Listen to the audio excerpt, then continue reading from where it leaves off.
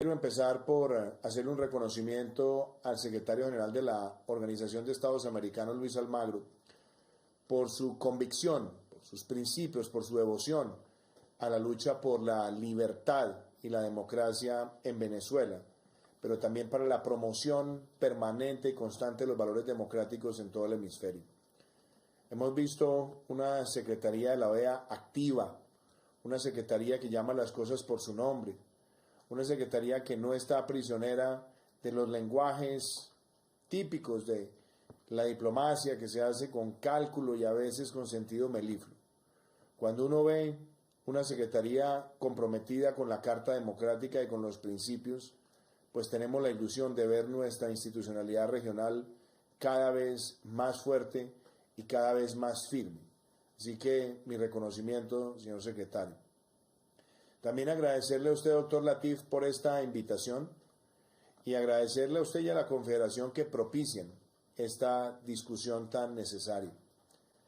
El principio de la fraternidad es un principio muy importante, un principio que ha hecho parte de toda suerte de deliberaciones académicas y doctrinarias, que ha pasado también por las grandes reflexiones de los filósofos más destacados de la humanidad. Ustedes en la Confederación han abrazado siempre este propósito, pero inclusive también sea ocasión para decir que en la última encíclica papal Fratelli Tutti también se hace un llamado muy importante a este principio. Y la fraternidad significa acoger, la fraternidad significa ayudar, la fraternidad significa ser capaz de ubicarse en las necesidades, en las angustias y en los dolores del otro para solventar con generosidad su situación. Y eso es importante porque en estas épocas donde hemos visto el grave deterioro de la situación económica y social en Venezuela en los últimos años, y vemos un país que tiene una inflación de más del 3.000%, una situación de pobreza que aqueja al 90% de su población y 80% de los hogares que están enfrentando serias complejidades nutricionales. Y si a eso le sumamos el deterioro y la destrucción de la iniciativa privada, el aniquilamiento de la prensa libre, de los poderes independientes, pues lo que hemos podido presenciar en Venezuela es que existe el régimen más brutal que se haya visto en las Américas en las últimas décadas. Y son millones de ciudadanos que han salido de su país con tristeza, con angustia, con frío en los huesos, con carencia muchas veces de una esperanza cimentada en la certidumbre, pero que su angustia los lleva a tener que cruzar fronteras y buscar nuevos lugares de asentamiento. Cuando reconocemos eso, tenemos que aceptar y decir las cosas por su nombre. Estamos ante la crisis migratoria y humanitaria más grave que se vive hoy en el mundo. Son millones de ciudadanos que han salido de su territorio, más de 6 millones, y que tienen el anhelo de algún día regresar. Pero tenemos que entender los flujos migratorios para darnos cuenta que cuando alguien cruza la frontera de su país de origen con estos dolores, esa migración no es temporal, que tiende a acentuarse y a asentarse en el tiempo, y que por lo tanto necesita una reacción fraterna y consciente por parte de la humanidad. Nuestra aproximación, mi propia creencia sobre el manejo de esta situación ha sido consistente y congruente. Yo aspiré a la presidencia de Colombia proponiendo un estatuto de protección temporal. Lo dije en repetidas ocasiones sin ningún cálculo político, sino buscando una solución a un drama que también lo advertí en ese momento se iba a tornar cada día más gravoso. Hoy, cuando miramos lo que ha sido nuestro gobierno en estos 2 años y medio, podemos recordar cuando estuvimos en la Organización de Naciones Unidas en septiembre del año 2018 y planteamos la necesidad de un estatuto de protección temporal. Lanzamos una política pública a finales del año 2018, buscando el análisis fiscal y social para tener una política fraterna y clara. En la Asamblea de la Organización de Estados Americanos, en la ciudad de Medellín, a mediados del año 2019, planteamos ante la Asamblea la urgencia de tener un estatuto de protección temporal. Luego le dimos a más de 27.000 niños la nacionalidad colombiana ante el terrible y lamentable riesgo de apatridia por no tener acceso a un registro civil en su país. Y hemos dado un paso muy importante, un auténtico y genuino gesto de paz, que es brindar un estatuto de protección temporal a cerca de 1.8 millones de migrantes por 10 años, con una política migratoria humanitaria, fraterna, inteligente y basada en tecnología. Y decimos inteligente por la sencilla razón que esos migrantes ya están en Colombia y cerca de 900.000 de ellos están en situación de invisibilidad. No sabemos quiénes son, dónde viven, cuál es su condición socioeconómica, cuál es su situación de salud. Y con este mecanismo lo que queremos es hacerlos visibles, entregándoles su tarjeta de estatuto de protección temporal, con foto, con registro, con biometría, de manera que tengan, en virtud del artículo 100 de nuestra Constitución, un tratamiento en materia de derechos que sea eficaz y que también recoja los principios contenidos en la Ley 146 de 1994, a partir de la cual Colombia suscribió el Tratado Internacional para la Atención del Trabajador Migrante. Soportado en esta base normativa, soportado en estos principios, hoy con este estatuto estaremos corrigiendo muchísimas cosas en aras de ser un referente para la humanidad. La primera, un trabajador regularizado elimina por completo la competencia desleal en materia laboral.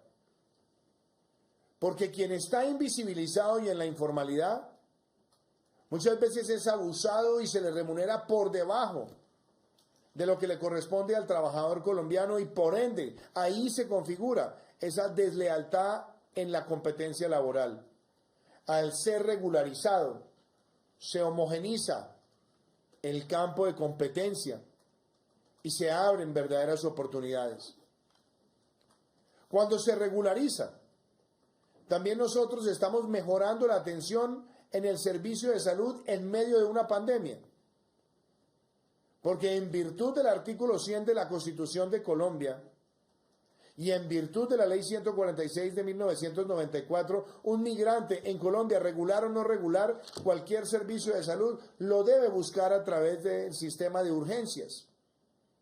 Claro, el regularizado ya está en el sistema de salud, bien sea subsidiado o contributivo, pero el irregular, el informal, entra por la sala de urgencias, recibe su atención y al salir genera una deuda creciente en el sistema hospitalario. Por lo tanto, al ser regularizado, puede entrar en el régimen subsidiado y se deja que el servicio de urgencia corresponda a quien realmente tiene una urgencia. Eso tiene una solución social y al mismo tiempo fiscal. Y en materia de seguridad también, porque si hay algún migrante que comete algún acto contrario a la ley, al no estar regularizado no sabemos quién es y es muy difícil un procesamiento judicial. Al estar regularizado, se puede proceder también con quienes violen la ley y se procede con una certeza judicial. Pero hay otros aspectos que son muy importantes y es entender que la migración también trae elementos positivos económicos y sociales si se maneja regularmente, si se tiene un nivel de configuración, no solamente de aceptación y de garantía de derechos, sino que además tenemos que reconocer que hay un vínculo indisoluble entre Colombia y Venezuela, una frontera de más de 2.200 kilómetros. Y justamente este año estamos celebrando 200 años de nuestra primera constitución, la Constitución de Cúcuta, que fue compartida con Venezuela. Y fue un venezolano, Simón Bolívar, nuestro libertador presidente, el que nos dio el sueño de la libertad. Y también fueron muchos los venezolanos que venían de la Orinoquía, que habían estado junto a José Antonio Páez, los que acompañaron al propio Libertador en el cruce del páramo de Pisba para después enfrentarse a las tropas de Barreiro en Boyacá y darnos ese inicio, ese albor de la República. Reconocer esa historia y reconocer también que durante muchas décadas fueron millones de colombianos los que buscaron albergue, refugio y oportunidad en Venezuela, nos permite entender que hoy más que nunca la solidaridad y la fraternidad juegan un papel determinante.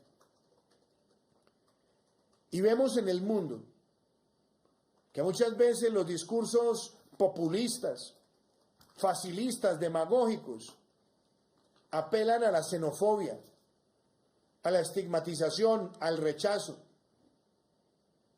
al tratar de señalar que las conductas obedecen según la nacionalidad y no frente a la objetividad que debe proceder cuando hay algo contrario a la ley. Los migrantes han enriquecido a muchos países, les han dado posibilidades de construcción de ciudadanía, pero también debemos partir de la certeza que obrar con fraternidad hoy es una oportunidad para mañana, para el día que se supere la horrible noche de la dictadura y de la opresión y tengan la ilusión de regresar. Ese lazo y ese vínculo que se habrá construido será indisoluble y será una oportunidad para seguir construyendo de manera compartida. Muchos de los migrantes que están en nuestro país ya tienen hijos colombianos. Ya tienen familias con ese arraigo en nuestra tierra. Y sabemos que no somos un país rico, pero no por ello podemos rechazar tener una política migratoria ejemplar, solidaria, moderna, con ojos de progreso. Y nosotros también hacemos un llamado a la comunidad internacional para que los aportes frente a esta crisis sean efectivos y eficaces. La contribución, según el Instituto Brookings en los Estados Unidos, por migrante en el caso de la crisis siria supera los $3.000. En el caso de Sudán del Sur supera los $1.600. Y en este caso escasamente se llega a $300. Esto no es para decir que esperamos que nos resuelvan todas las necesidades de la comunidad internacional. No, pero sí que se hagan efectivos los compromisos de las mesas de donantes. Y sabemos que el reto es grande porque estamos en medio de una pandemia.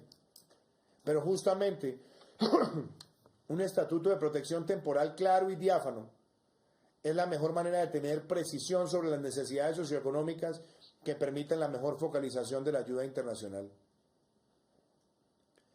Esta reflexión, además, creo que sirve para que en el contexto latinoamericano y regional y hemisférico sigamos dando estos pasos. Yo celebro que el gobierno de los Estados Unidos, en cabeza del presidente Joe Biden, esta semana también otorgó el estatus de protección temporal para centenares de miles de venezolanos. Si hacemos de esta política una política hemisférica, seguramente estaremos también dando ejemplo. Pero claro, no se puede dejar de señalar que así como se enfrenta el problema, tenemos que enfrentar la causa. Porque cada día más de dictadura es un día más de migración masiva. Cada día más de dictadura es un día más de opresión, de pérdida de libertades y de destrucción. Y por lo tanto, también, señor secretario general, agradecemos y felicitamos sus esfuerzos por acompañar las denuncias ante la Corte Penal Internacional, como usted lo ha hecho, y también de denunciar todas estas atrocidades. Hoy hacemos un llamado para que la política migratoria se soporte y se sustente en que se puede ser fraterno, en que se puede ser humanitario y que podamos demostrar que una política migratoria de esta naturaleza es la mejor respuesta porque tristemente esta no será la última crisis migratoria que se viva en el mundo. En otros lugares están siendo detonadas por los efectos devastadores del cambio climático, o también por tragedias relacionadas con desastres naturales, o por otras circunstancias políticas. Hoy nosotros queremos que este ejemplo sirva para que de una vez por todas el enfoque hacia la migración destruya los sentimientos xenofóbicos. No hay nada más peligroso y grave que ver el discurso xenofóbico, que además no solamente es carente de sentimientos, sino que muchas veces termina generando situaciones de violencia. Porque el camino facilista de la estigmatización y del señalamiento y de la generalización termina siendo doloroso. Durante muchas décadas vimos colombianos que salieron de nuestro país, que llegaron a otros territorios a aportar lo mejor de su trabajo, de su condición, de su capacidad. Pero también vimos que cuando algún compatriota violaba la ley de otro lugar, lo que se empleaba era un discurso generalizado, estigmatizante y también xenofóbico frente a nuestros mismos ciudadanos colombianos, que tenían que salir y pronunciarse, mostrando que lo que nos define es la condición de ser gente de bien. Lo mismo ocurre con los migrantes venezolanos, son gente de bien, gente que ha salido con inmenso dolor. Y que si hay alguno que viola la ley de cualquier país al cual ha llegado como migrante, le tiene que proceder la máxima sanción posible en la individualización de su conducta. Pero no puede hacerse una estigmatización generalizada, porque esa estigmatización generalizada es partera de formas de violencia.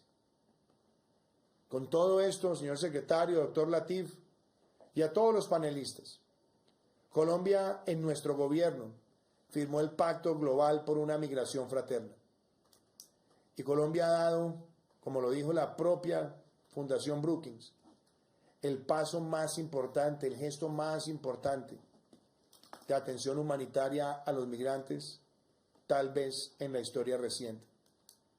Y lo hacemos en nombre de un país que siempre ha visto en la fraternidad una forma de definirse. Con esto, yo quiero también agradecerles a todos ustedes esta invitación y les envío un triple abrazo fraterno.